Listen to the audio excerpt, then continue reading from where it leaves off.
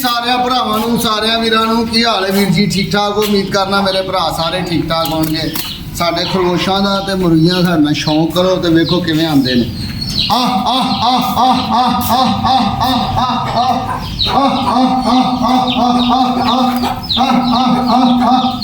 आयो आयो आयो आयो लड्डू लड्डू लड्डू लड्डू पेड़े आयो आयो आयो आयो आयो सारे आयो शेर के पुत्र आजो आजो आजो काक्यो। देखो जी माशाल्लाह अगे ढेर लग गए माशाल्लाह साढ़े खरगोशों के असं हम चूचिया पाने थले ना देख थले ना देख थले ना देख थले ना देख थले ना देख बाहर निकलिया बाहर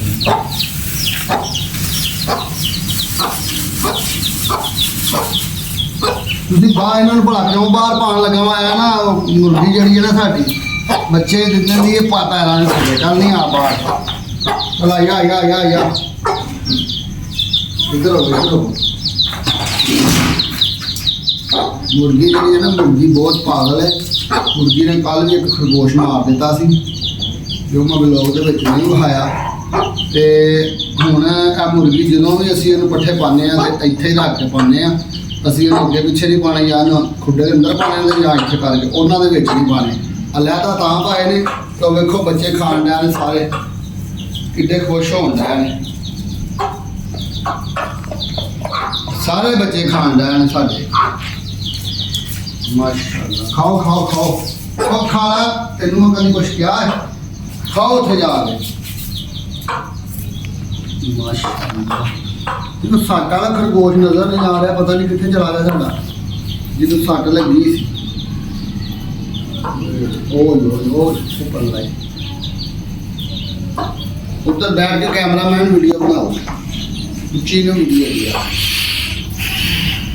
हेलो आओ सारे साढ़े बच्चे साड़ियाँ खरगोशनियाँ सारिया जड़ियाँ ने इन्होंने बच्चे दिते हुए ने सारिया खरगोशनियाँ ने बच्चे दिते हैं तो यह जोड़े बच्चे ने ना अद्धे बाहर आए ने सारे नहीं आए तकरीबन 20 तो 22-25 इस टाइम साढ़े को जानवर ने जो बाहर सारे आएंगे उदों तुहानूं विखावांगे।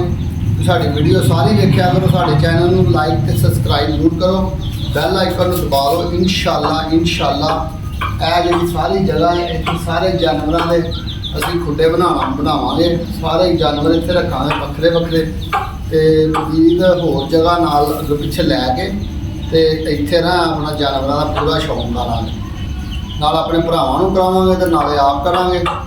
इन्होंने असीं पट्ठे पाते ने हुण असीं इन्होंने थोड़ी देर बाद इन्होंने पानी इत्थे रखना पानी रख के पानी पूनी नहीं पीणगे उस तो बाद इन्होंने वैक्सीन लगानी है वैक्सीन जिहड़ी इन्होंने चाहिदी जरूरी है जिहड़े बीमार शमार होंदे ने बीमारी तो बचे रहन। मुर्गियां नूं वैक्सीन लगानी है क्योंकि रानीखेत की बीमारी आई बीमारी जिहड़ी रानीखेत दी है ना ਉਹਦਾ ਡਰਾਪ ਹੁੰਦਾ ਡਰਾਪ ਦਾਂਗੇ ਇਹਨਾਂ ਨੂੰ ਸਾਰਿਆਂ ਨੂੰ ਮੁਰਗੀਆਂ ਨੂੰ ਤੇ ਜਿਹੜੀਆਂ ਬਿਮਾਰੀ ਤੋਂ ਬਚੀਆਂ ਰਹਿਣ। ਇਹਨਾਂ ਨੂੰ ਦਿੱਤਾ ਵੀ ਕੱਲ ਬਿਮਾਰ ਸਨ ਨਿੱਕੇ ਨਿੱਕੇ ਆ ਜਿਹੜੇ ਦੂਦੇ ਇਹਨਾਂ ਨੂੰ ਵੀ ਅਸੀਂ ਰਾਨੀਖੇਤ ਦੀ ਦਵਾਈ ਦੇ ਚੁੱਕੇ ਹਾਂ ਤੇ ਹੁਣ ਬਿਲਕੁਲ ਠੀਕ ਨੇ। ਦੋ ਕੱਲ ਮਰ ਗਏ ਨੇ ਸਾਡੇ ਦੋ ਤਿੰਨ। ਇਹ ਜਿਹੜੀ ਮੁਰਗੀ ਹੈ ਮੇਰੇ ਕੋਲ ਸੀਲ ਹੈਗੀ ਹੈ ਇਹਦਾ ਵੀ ਸ਼ੌਂਕ ਕਰੋ ਸੀਲ ਮੁਰਗੀ ਹੈ ਤੇ ਇਹ ਜਿਹੜੀ ਮੁਰਗੀ ਹੈ ਨਾ ਇਹ ਮਾਸ਼ਾਅੱਲਾ ਸੀਲ ਹੈ ਸਾਡੇ ਕੋਲ मुर्गा नहीं सी है उसकी वजह तो असी जो बच्चे ने यह मुर्गे के ही है अंडे इंशाअल्लाह अगों असी लिया मुर्गा चंगा मुर्गा लिया के मुर्गी ना लाना तो बच्चे सील कढ़ाने थोड़े देर बाद इंशाअल्लाह साढ़े मुर्गी आने आ जाएगी फिर ये बच्चे कढ़ाने।